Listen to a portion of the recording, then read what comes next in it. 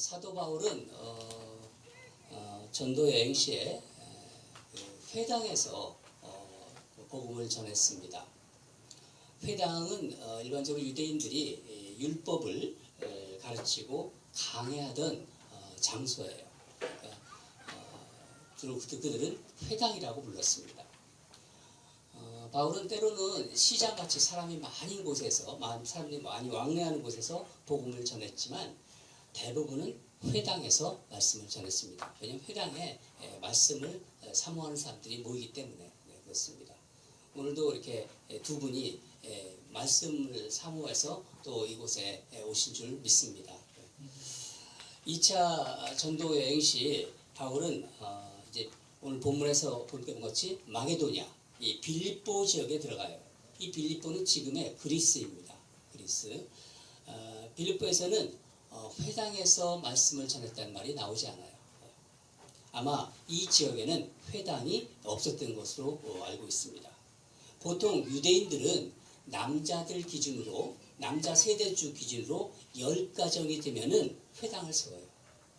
우리 한국 사람들은 몇 가정이면 교회를 세우죠? 두 가정이요. 두 가정? 한 가정. 예, 보통 한국 사람들은 5가정이 되면 교회를 세운다고 합니다. 그러니까 유대인들보다 한국 사람들이 훨씬 더 굉장히 영적인 것 같아요. 예. 회당이 없을 때는 보통 유대인들은 이런 강가라든가 바닷가 쪽으로 가요. 왜냐면은 예배를 드리기 전에 그들은 항상 뭐라고 할까, 손발을 씻는 그 어떤 의식을 했기 때문입니다. 그러니까 물가가 있는 곳에서 항상 기도를 한다거나 예배를 드렸어요. 제가 이곳에 혹시 물가가 있나, 혹시 우리도 이제 강가 이런 야외에서 예배를 드리니까 여기 물가가 있나 한번 찾아봤어요. 며칠 전에. 있을까요, 없을까요? 있어요. 여기 조그만 냇가 같은 게 있어요. 뭐 연못이라고 볼 수 있고 있더라고요. 찾아보니까. 이런 사실을 이제 알고 있었던 이 바울 일행, 바울뿐만 아니라 바울, 실라, 그리고 디모데, 누가, 이 바울 일행이 안식일을 맞이한 거예요. 그래서 주일을 맞이해서 기도처를 찾아보려고 강가로 나간 거예요. 이들이 물가 같은 데 가서 기도할 것이다, 예배를 드릴 것이다, 그런 생각을 한 거죠. 아니나 다를까 예상한 대로 강가에 기도처가 있었고 기도하는 사람들이 있었습니다. 오늘 본문 13절에 안식일에 우리가 기도할 곳이 있을까 하여 문 밖 강가에 나가 거기 앉아서 모인 여자들에게 말하는데, 이렇게 말씀이 나옵니다. 바울 일행은 강가에서 기도하고 있는 여인들을 만나서 복음을 전해요. 다른 남자들은 여기에 언급이 되지 않습니다. 남자들은 다 어디 갔는지 모르지만은 여자들한테 복음을 전합니다. 여러분, 이 빌립보는 사도 바울의 전도 여행에서 하나의 획을 긋는 아주 중요한 곳이 됩니다. 유럽 대륙에 처음으로 복음이 전해진 곳이에요. 빌립보가. 하나님의 말씀이 유럽에 처음으로 선포된 곳이 번듯한 회당도 아니고 제대로 된 어떤 예배당 건물도 아니고 초라한 강가, 이런 야외였던 거예요. 이런 야외에서 복음이 선포되고 유럽 복음이 전도되는 그 시초가 되었다는 것입니다. 그런데 그곳에 하나님의 복이 쏟아지는 은혜의 강가가 되었다는 거예요. 우리가 보통 어떤 위대한 일, 인류 역사의 위대한 일이라든가 이런 것은 좀 사람들이 많이 모이고 사람들이 주목받는 장소라고 생각을 하는데, 그 유럽 대륙에 복음이 처음 들어간 곳이 바로 강가였다는 거예요. 강가에서. 모래밭이 있는 그런 초라한 강가에서 그 복음은 시작됐습니다. 마치 예수님께서 오실 때 어디에서 태어나셨죠? 예수님께서 아기 예수가 태어난 곳이 마국간. 초라하잖아요. 인류를 구원할 예수님께서 마국간, 초라한 곳으로 오셔서 바로 복음은 시작된 것입니다. 여러분, 하나님은 종종 이런 방법으로 하나님의 일을 이루어가세요. 세상적으로는 보잘것없고 사람들이 주목받지 못하는 곳에서 또 사람도 평범한 사람을 통해서 하나님은 당신의 일을, 당신의 계획을 이루어가세요. 하나님의 역사가 그렇게 이루어집니다. 저는 이 바울 일행이 강가에서 복음을 전하는 모습을 생각하면서 오늘도 우리가 처음으로 우리 교회가 1년 4개월이 됐는데 이제 설립된 지가 이렇게 처음 나와서 예배를 드린다는 것이 얼마나 저는 벅차고 가슴 설레는지 몰랐어요. 어제 잠을 잘 못 잤습니다. 이 소풍 같은 기분 때문에. 그리고 이 상황이 너무나 저한테는 참 이렇게 감격적이더라고요. 우리가 함께 모여드리는 곳이 혹시 강가가 아닌가. 복음이 유럽 대륙에 들어갈 때 처음으로 했던 그 강가가 혹시 아닐까. 이런 생각이 계속 제 말씀 속에서 이렇게 저한테 이렇게 어떤 성령께서 어떤 그런 마음을 주시는 것 같았어요. 강가는 아니지만 이렇게 공원에서 여러분들과 함께 예배를 드리며 이곳에 하나님의 은혜가 있다면 이곳이 바로 회당이고 이곳이 은혜의 강가가 아닐까요? 우리가 찬양할 때 손을 들어서 오늘 특별히 율동을 했는데 율동들을 다 잘하셨습니다. 아주 간단한 율동이지만 너무 잘하셨습니다. 그 어떤 제 마음속에 율동하면서 이 자연 속에서 하나님이 주신 자연 속에서 성도들과 찬양하는 것이 하나님이 온전히 받으시겠다 이런 마음이 들었어요.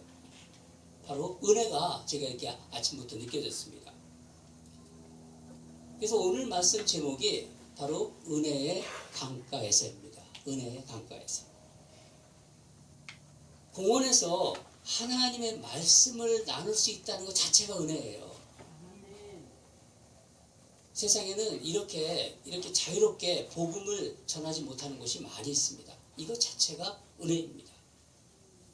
그래서 은혜의 강가는 평범하고 보잘것없는 곳의 어떤 대명사라고 할 수 있는 것입니다. 오늘 아침에 하나님께서 우리에게 주신 두 가지 어떤 성령님께서 우리 마음에 저희 마음에 주셨고 여러분에게 주실 두 가지 마음을 나누도록 하겠습니다. 첫째는 하나님은 하나님의 백성들이 일하는 곳에서 역사를 만들어 가신다는 거예요. 하나님은 하나님의 사람을 통해서 일하십니다. 일상에서 성실히 행하는 그 일을 통해서 하나님의 일은 이루어지고 있는 거예요. 지금도. 여러분 한번 생각해 보세요. 안식일에 예배 처소를 주일에 예배 처소를 찾고 기도드리는 일. 하나님이 백성들에게는요.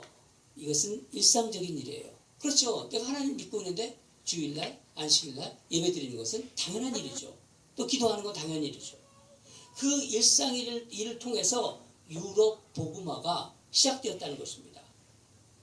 유럽 최초의 교회는 예배 처소를 찾다가 다 모이라고 한 것도 아니고 그냥 예배 처소를 찾다가 강가, 초라한 강가에서 만난 사람들을 통해서 싹이 트기 시작한 것입니다. 바울 전도팀에게 복음 전하는 일은 그들의 일상의 일이었어요. 복음 전하러 전도여행을 지금 가고 있는 거잖아요. 바울은 원래는 빌립보로, 우리가 지금 읽었던 이 빌립보로 오기 전에 아시아로 가서 복음을 전하고 싶었어요. 아시아 쪽으로. 그런데 어느 날 밤 이곳으로 마게도냐 사람이 환상 중에 나타나서 이곳으로 건너오라고 그런 어떤 손짓을 보면서 성령께서 이곳으로 예배하시는구나 하면서 방향을 바꾼 것입니다. 발길을 바꾼 것입니다. 그래서 마게도냐의 첫 성 빌립보라는 지역에 들어온 것입니다. 막상 와보니까 아무도 맞이해주는 사람이 없어요. 누군가가 분명히 복음을 들으려고 기다릴 줄 알았는데 아무도 없는 거예요. 심지어 예배드릴 장소도 없었습니다. 그러나 바울이 어떻게 하나요? 회당이 없다고 넘어가지 않습니다. 환경이 초라하다고 또 강가를 가보니까 남자들은 다 어디 갔는지 여자들만 있어요. 여자들만 모여서 335 이렇게 기도하고 있는 거예요. 그런 여자들만 보면서 오늘은 아니네. 이런 생각을 안 한 거예요. 복음 전환 일에 등한시하지 않았습니다. 바울은 자기가 맡은 일, 작은 일에 최선을 다한 것입니다. 여러분 우리가 매일 하는 일들이 있잖아요.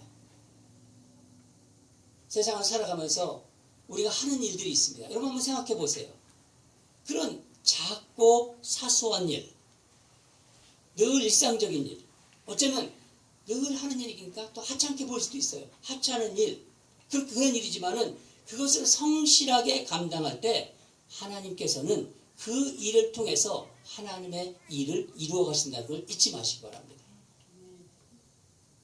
당연한 얘기지만은 다시 한번 이 공원에 나와서 그 말씀을 전하고 싶었고 또 성령님께서 그 마음을 주셨습니다. 여러분이 삶에서 하시는 일, 성실하게 하시는 일, 그것을 하나님 보고 계시고 그 일을 통해서 하나님의 일을 이루어 가신다는 것입니다.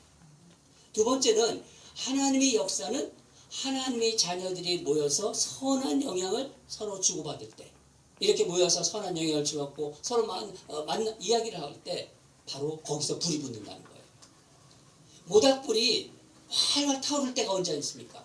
밤에 캠프파이어를 해보면은 모닥불이 처음에 이렇게 탕을 하고 좀 힘다가 막 불이 올라올 때, 모여있는 거기 있는 장작들이 다 불이 붙을 때예요. 그러면 활활 타오릅니다.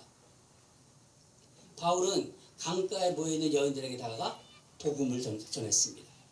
그중 한 여인이 바울이 전하는 말을 듣고 뭐라고 합니까?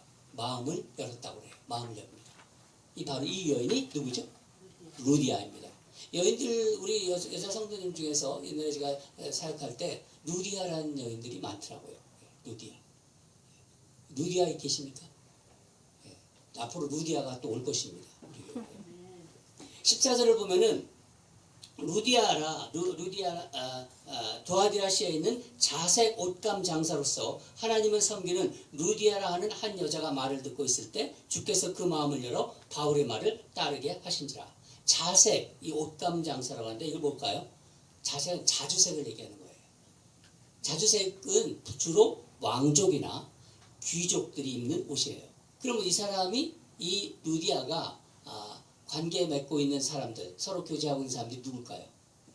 그런 사람들이에요. 그러니까 빌립보에서 이른바 좀 알려진 여자 사업가예요. 여자 사업가. 루디아는 그런 마음속에 하나님을 믿는 사람이라고 했습니다. 마음속에 하나님을 믿기 때문에 안식일마다 기도하러 강가로 나갔던 거예요. 그날도 어느 안식일과 같이 기도하러 강가로 나갔겠죠.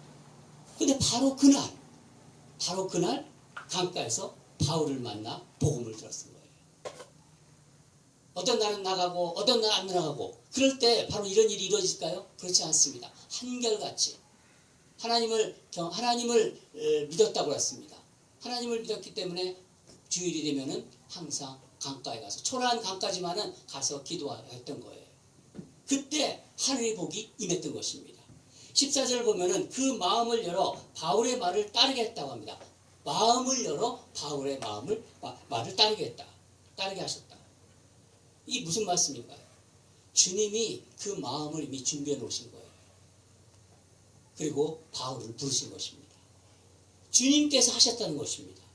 루디아의 귀에 정말 복음이 들린 거예요. 복음. 한 번도 듣지 못했던 복음의 그 아름다운 소식이, 굿뉴스가 루디아의 마음을 움직인 것입니다. 하나님께서 준비해 주신 거죠. 안식일마다 가는 강가에서 예수 그리스도를 만나는 기적을 경험한 거예요. 보통 미국 사람들은 이런 아주 우리가 놀라운 소식을 만나게 되면 It's beautiful 그래서 미국 사람들은 아름답다고 하더라고요. 그 감동을 받더라고요.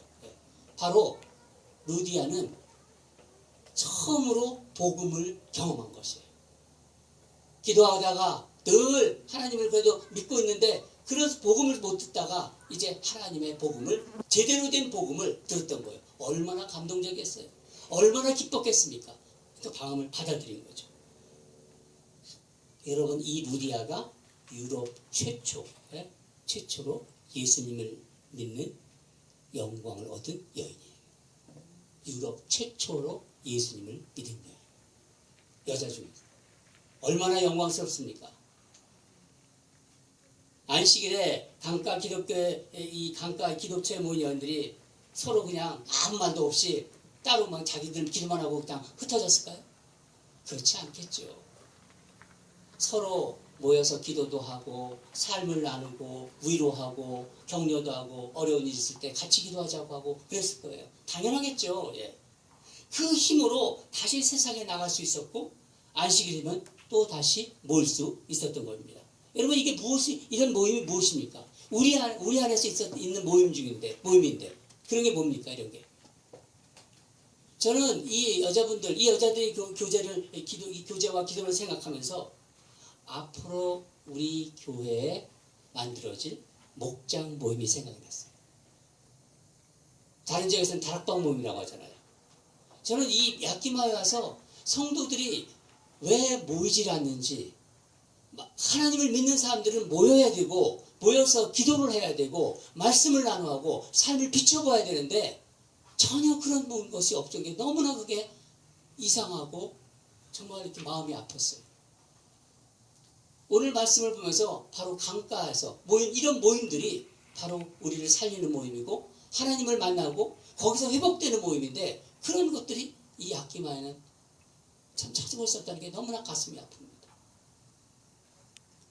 제가 성도들이 가게를 신방을 느끼면서 느끼는 게 있어요. 참 열심히 사세요. 열심히 일하시고 우리 지영선 집사님, 우리 장로님, 우리 타미 집사님, 영택 집사님 다들 모두 참 열심히 가면 일을 하세요. 주중에 비즈니스 이런 걸로 또 주말에는 또 교회 일 때문에 하루도 쉬지 못하는 분도 계세요. 우리 성도들 중에는. 근데 여러분 이게 중요한 거예요. 그렇지만은 그런 삶에 치이다 보면은요, 그거 계속 그런 걸로 바쁘다 보면은요, 어떤 교회에서 하는 영적 모임이나 어떤 소그룹 모임 같은 그런 것을 계속 뒷전으로 미루게 돼요. 여러분 주님의 이름으로 권면합니다. 우리가 살아가는데 바쁜 일상생활이지만은 시간을 내가 내야 됩니다. 내가 하나님을 믿는 사람이고 하나님을 믿는 경건한 사람으로 살아가기 위해서는 또 하나님의 능력을 내 삶에서 경험하기 위해서는 여러분 스스로가 시간을 내야 돼요. 바쁜 가운데도 말씀을 나누고 그 삶을 나누는 일에 우선순위를 둬야 돼요. 내가 하나님을 가장 우선순위로 생각하는데 실제로는 그렇지 않은 것이 그런 것들이 이 야키마에 팽배해 있어요. 그게 너무나 많아요. 제가 보기에는 모이기를 힘쓰시길 바랍니다. 하나님께서 부어주시는 특별한 은혜가 있습니다. 우리는 그런 은혜를 가지고 사는 사람들이에요. 예수님이 말씀하셨어요. 두세 사람이 내 이름으로 모이는 곳에는 나도 그들 중에 있느니라. 그것이 바로 교회이고 그것이 바로 목장입니다.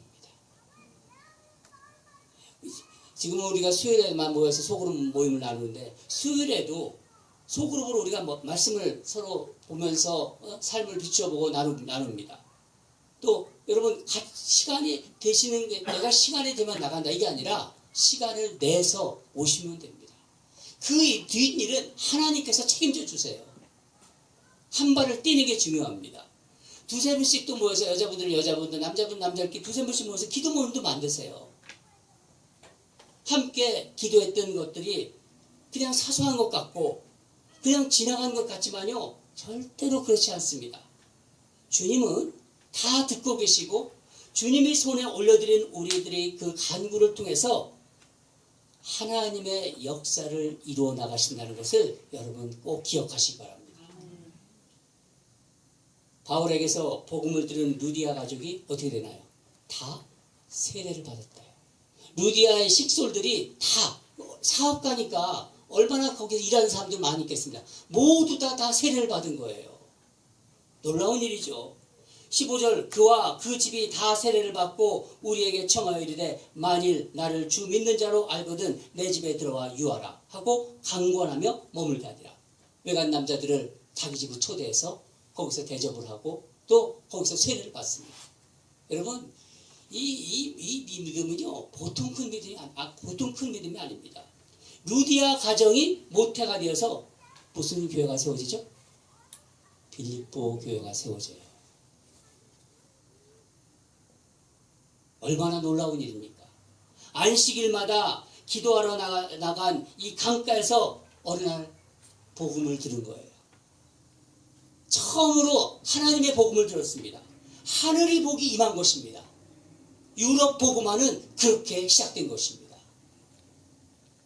저는 오늘 말씀을 준비하면서 이 야키마의 어느 소그룹 모임에서, 어느 기도 모임에서 우리 교회뿐만 아니라 다른 교회, 이 야키마에 있는 다른 교회들도 모임을 하고 서로서로 교회는 다르지만 하나의 모임이 되고, 어떤 기도 모임에서, 기도 모임을 같이 할 수 있는 거 아니에요.